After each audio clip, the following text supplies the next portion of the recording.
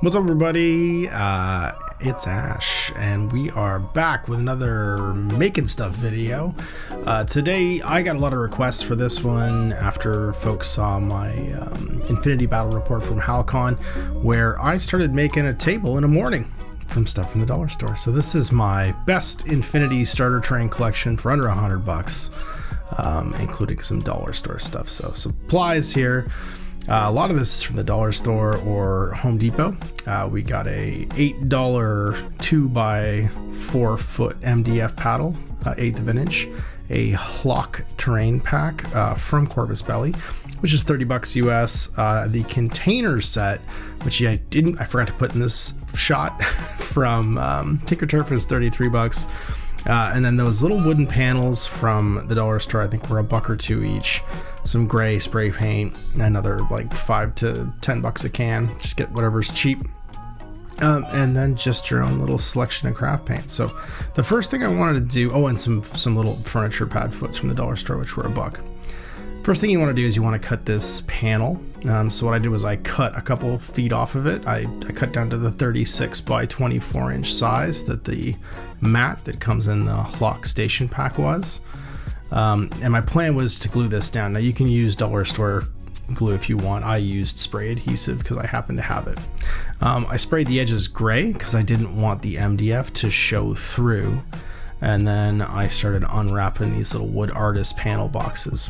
I pulled this down and put it on a cardboard box to dry, and then some dark spray paint around the edges just to cover up the edge because we're trying to create a shadow here, and then some lighter spray paint towards the center. So you can see I'm not worrying about coverage too much here because the plan is you're going to mix these two tones and make it look like old grimy concrete. I wanted to add a little bit of extra terrain and some elevation to the Hlock scenery pack and the set of containers from Tinkerturf, and just really fill up the table because this is the basic table size. I gave a little light dusting with some, I think that's Corex white from Workshop spray paint there too, just to kind of like mark it up. And then I take them to dry on top of another conveniently built cardboard box that's waiting for organized stuff to go into it. Then, because I didn't want this to scratch any of my table surfaces, I took some furniture pad feet and it stuck them to the bottom of the panel. And because I wanted all the creases out of this, I got this old iron that I use to flatten neoprene gaming mats. And I just wanted to pull the creases out of this. I ended up creating some bubbles I wasn't super happy with. So you probably shouldn't do this. You should probably just be smarter and use like a roller and the spray adhesive to do this. But I felt like I was going to be okay. And I've used this on kind of sturdier poster mats. I probably should have started off on the bottom instead of the top and it would have been fine. But I didn't. And then doing this a little bit at a time is probably best. The nozzle was clogged here. So starting at the end, lining it up properly. And then you can see I'm unhappy with how I've lined it up like 2 or 3 times. And then working it down, you're going to get a nice flat surface as you go here. And you're going to make sure that any air bubbles get pushed out as you move it along. So this was me mounting this. That means that if I want to teach people to play Infinity on this table size, which is the standard 100 and 150 point table size, then I have this mat ready to go. I could cut a neoprene gaming mat, but this comes in the Hlock station box, and if I was making my first Infinity table, I'd want it to be that way. And probably not important to you, but important to me. I took some of the shine off it with a bit of that dull coat. Now, to get these to look like concrete, I was originally going to use Sharpies to create some crease lines in the concrete to make it look like it was molded or like poured or put in slabs.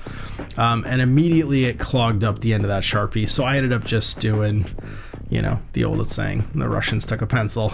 I took a pencil as opposed to trying to use my fancy space pen and put in these little sort of like crease lines.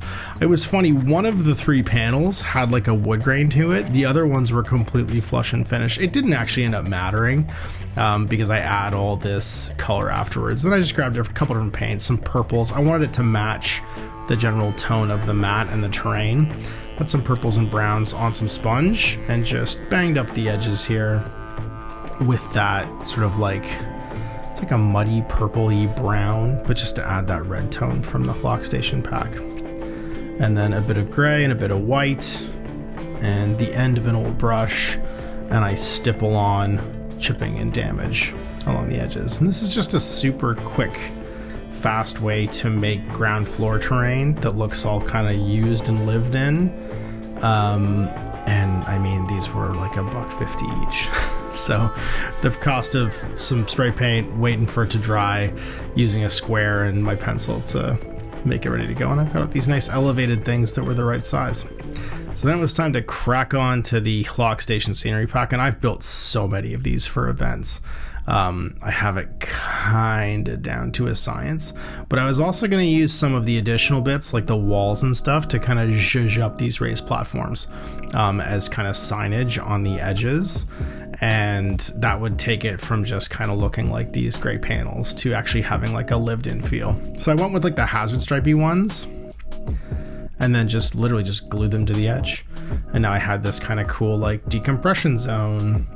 And I even used the feet of these on the sides just to create like a nice little warning sign on the edges, and it turned out really good. I was super happy with them. And they mean that I can have different, like the one thing with this cardboard train is there's two styles of buildings, right?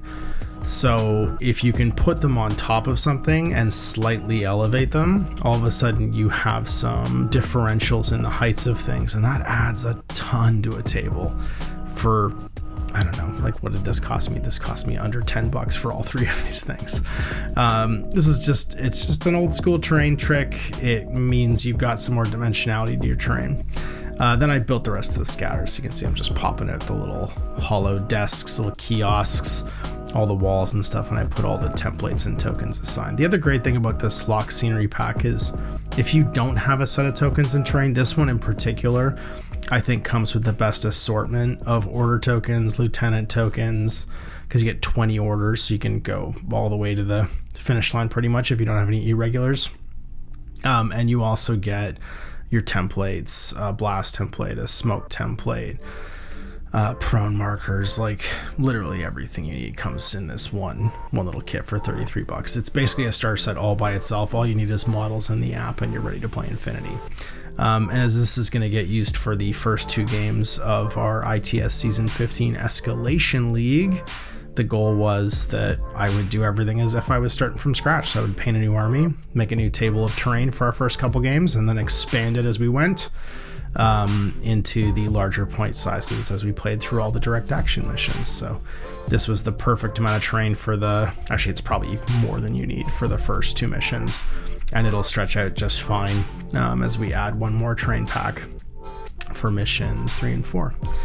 And this is sub $100, right? So like dollar store stuff and spray paint's probably $25-30. The containers are $33 US, and the Flock Station pack's $30 UX. So we're talking about a gaming table worth of terrain, and like a full ass 24 by 36 inch gaming table with a mat for under $100 for your first few games of Infinity.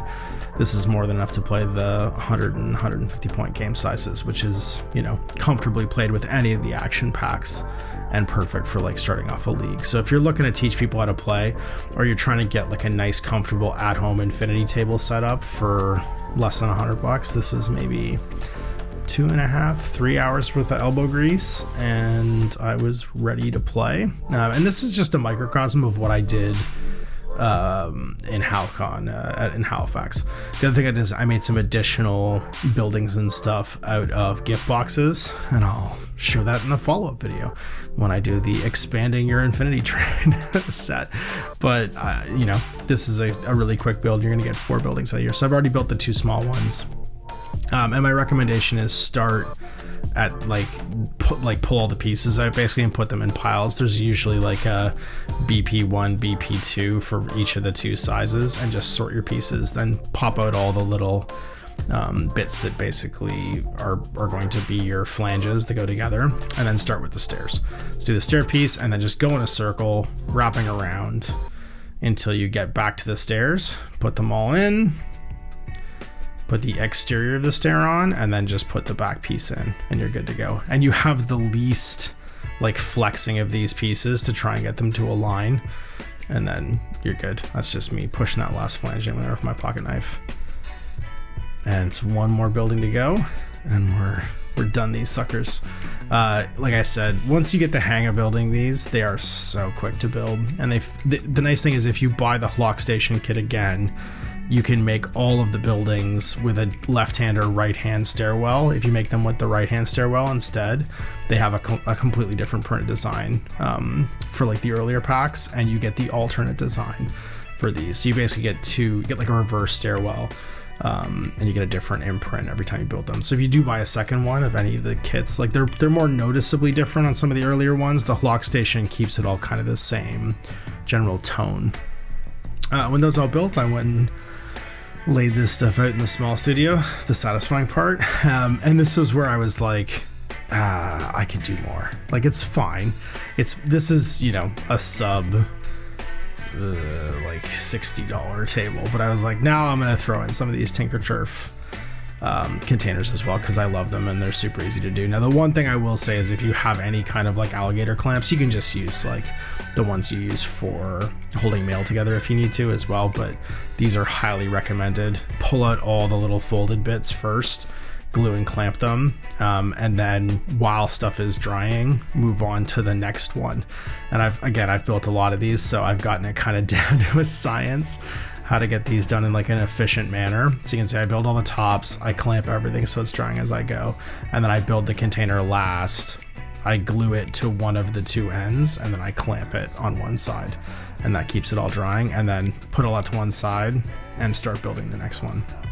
Now, I have to say, the Tinkers, like the for what it is, for like the Corvus Belli terrain starters that come with like tokens and stuff, they are one of the best designed wargaming products from the point of view of like making it easy for you to get into the hobby. These are the most attractive pieces of cardstock terrain I've ever built in my life. Like, any of the Tinkerturf stuff, the Infinity stuff is great, but the Tinkerturf stuff, because it's like, it's half die cut, so you can like have folds and bends and like non 90 degree angle shapes. It's just incredible. Like, I'm so excited for their Dungeon Train Kickstarter, and I should look more into that, because we're doing a bunch of dungeon stuff right now. I haven't actually looked that closely at it. Lane and the guys at Tinkerturf have made like the most attractive sci-fi terrain, and there's 3 different sets of the containers, all with different like patterns on them and logos and stuff, so you never have the same one twice. And then of course they have their walls and their little scatter terrain and stuff too. So you can see I do all 3 of these the same way until basically I run out of clamps. And then I'm like, well, here's hoping this first one's dry. And it wasn't quite dry. If you use tacky glue, I'm just using Dollar Store Elmer's glue, which takes a little while to dry. I like it because it's clear and it's good for putting on tufts and stuff on bases and having it disappear afterwards. If you use like that hobby tack instead, it'll dry a lot faster. And I use a little trick, because I have radiator heat here in the studio, to get these to dry more quickly for my game that evening with Jordan. But the like process of doing these, you kind of want stuff drying as you go along. So I steal a couple clamps off the yellow one by pulling the top off and gluing those on, and then getting them all in the same state. And once I've got all 3 of them sort of like to the same place, I walk away and let them dry for about an hour, and then come back, and once they've dried, do like the final assembly stuff, and that just means getting the bottom piece on, because the tops are all pretty much dry at this point. So I just flip them over and put the rails on, make sure they're clamped so while they're drying they stay closed. And these are all, they actually hold themselves together pretty well, so even if you don't have the clamps on, they're pretty easy to build. And these add, like, you can actually build them if you want open as well, so you can go inside them, you can put miniatures inside them. They have fully painted interiors, which I think is incredible. You just have the hatches stay open, and once these are done, you'll see the hack I take here in a second, where I leave the clamps on the top pieces. Just, I think the black one was pretty much dry of the 3 of them. Weirdly, the yellow one hadn't dried as well as the other ones, but I take the clamps and leave them anywhere where I see like expansion happening, and then I throw them on the radiator, and that dried them in no time at all. And once that was done, I'd moved everything into the larger room because that's where we're going to play our game that night, and started like just unclamping it all and putting them down, and then threw some models down so you guys could have a look at what it was going to look like with some miniatures on here. And this is actually a sneak peek into the new army I painted, because it was decided by Owen and Dan while we're doing the Tackware podcast that I had only never played one Infinity army because everyone I knew had played it, right? Owen had played Hack-a-Slam the whole time we'd been playing Infinity together, and so had Jordan. So it was time for me to play Hack. So I've painted my first 100 points of Hassassin Baran. And there it is. Under $100, your first Infinity table. You don't need anything except for models at that point, and the app and the PDFs of the rulebook to play some missions. So if you want to follow around with the Escalation, the Grow League that we're playing, you can check out the document on my Patreon. We'll be chatting with it on Tech Awareness. Have a great one. Bye.